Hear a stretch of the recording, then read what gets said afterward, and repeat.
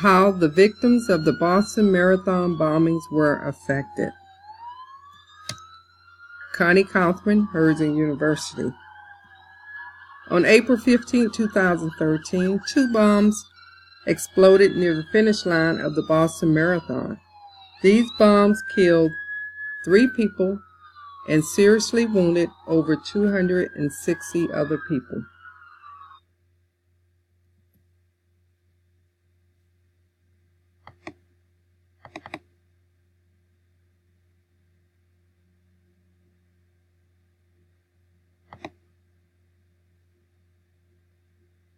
Watching, this is video that just came into us, so this is unedited video. You can see people coming across the finish line there, and there is the explosion 1 and 2.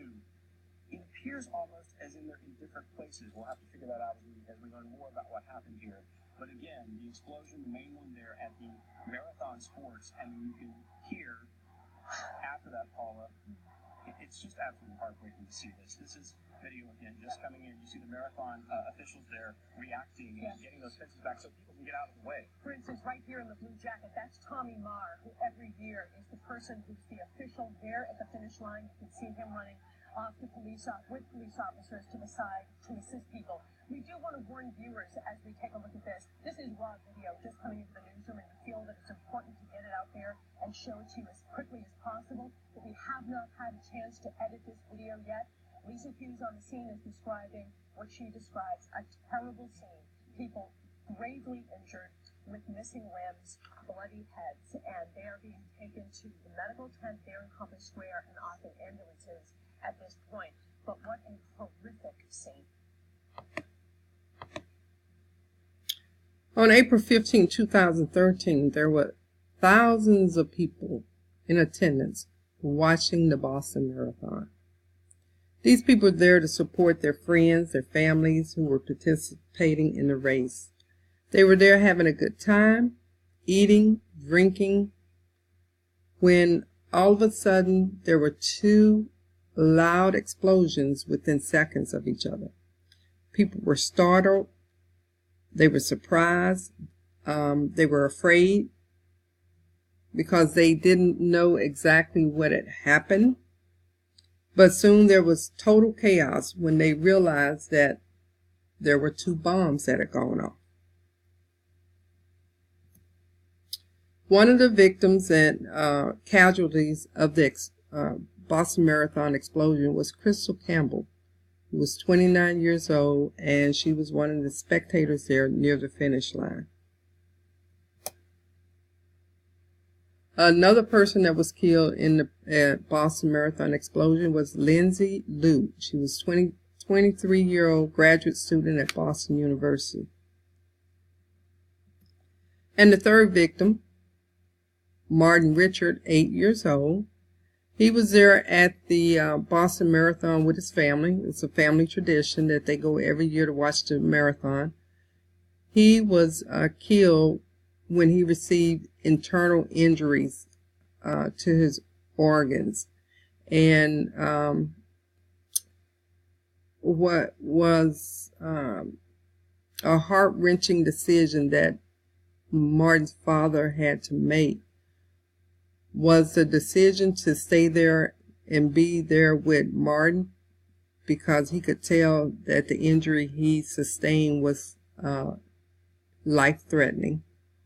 Or did he make the decision to take his daughter, who was also injured, to seek medical attention? And again, this was a heart-wrenching decision, but in the end, he did take his daughter to get the medical attention she needed, which potentially saved her life. And unfortunately, Martin died before his father could get back there to see him. And the fourth person was 26-year-old MIT police officer Sean Collier. He did not die as a result of the explosions. He was ambushed while sitting in his patrol car by the 2 suspects and shot in the head. Now, one of the victims, Rebecca, she was near the finish line when one of the bombs went off, exploded, and the shrapnel from the bomb damaged her leg really bad. She ended up having multiple surgeries, but she continued to suffer chronic pain, and in the end she opted to have her leg amputated below the knee, her left leg. Amazingly, in 2015, Rebecca finished the Boston Marathon on her prosthetic leg. She and her husband and 2 kids now reside in Houston, and Rebecca has established the Rebecca's Angels Foundation. This foundation helps kids with post-traumatic stress disorder. Rebecca has also written a book titled Taking My Life Back. And I think it's one of the messages Rebecca wanted to share with other victims and survivors, that you shouldn't let this or events like this define you and how you live the rest of your life. You take control of your life. And basically that's why she wrote the book. And I mentioned earlier about Martin Richard. He was the 8-year-old that died in the explosion. His family always went to the Boston Marathons. You know, it was a family tradition for them to go and watch it. And unfortunately, in 2013, this particular marathon, Martin lost his life. But his family created a foundation in his name for a park, and they named the park after Martin in the downtown area. And another amazing thing about the Richards family is they asked that the surviving bomber be spared the death penalty. So I just thought that was really amazing. Police were able to identify the suspects through surveillance video, and the surveillance video they obtained was from banks and stores along the marathon route. And what prosecutors and police law enforcement surmises that the 2 brothers, Tamerlan and Zohar, became radicalized around 2002. They became jihadists. And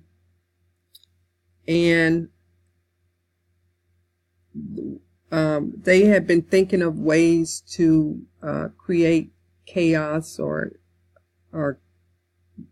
do what they did, kill and maim different people. So in this particular instance, they concealed bombs in backpacks and planted the bombs there at the finish line at the Boston Marathon. And this was because they wanted to retaliate against the U.S.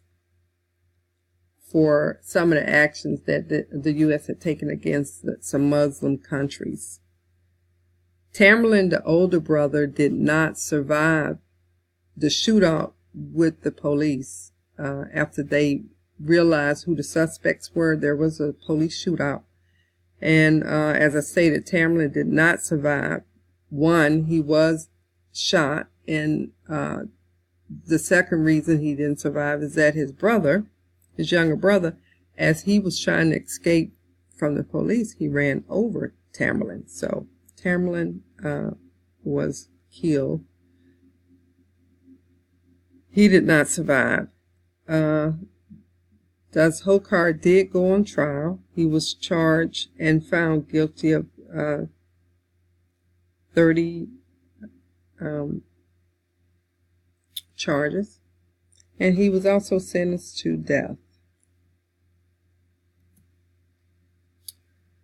The oldest brother, Tamerlan, was 27 at the time, and the youngest brother, thus Holkar was 20 at the time of the bombings.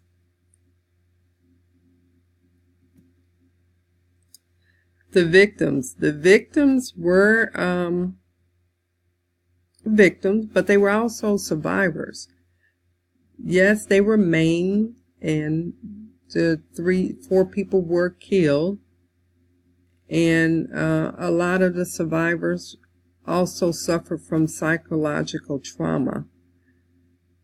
Many of the victims that were injured had to undergo several surgeries, and this was to help reduce pain in some cases, and in others they had to undergo surgery to save a leg or a foot.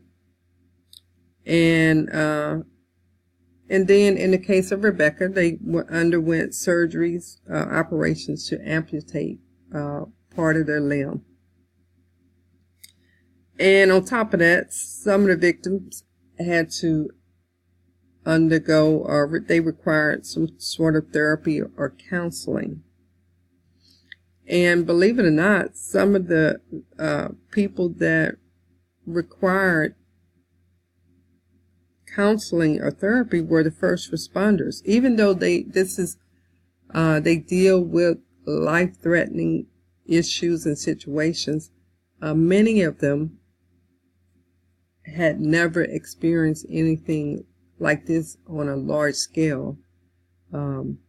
A terrorist act like this. So of course they had to, they had some trauma, and they needed therapy and counseling for that. So, and the victims, a lot of us, I can definitely speak for myself, has never gone through a horrendous situation like the Boston Marathon bombing. So we can only imagine what these survivors experienced. A lot of these people lost their limbs. Some of them lost family members, and some of them lost friends. But instead of letting this horrendous situation define how they live their life afterwards, they decided to take charge of their own destiny. And I think that takes a lot of courage. And they're actually, they can be inspiration to a lot of people. But each of them in their own way, they decided to do something. The ones that wanted to do something. I believe they chose to do these different things because, it brought them peace. Because they realized that they couldn't go back and change the past and what had happened to them or their loved ones or friends. So they did something that put them at peace, like creating the foundations and the park for Martin. So those victims were survivors, and they are inspiration.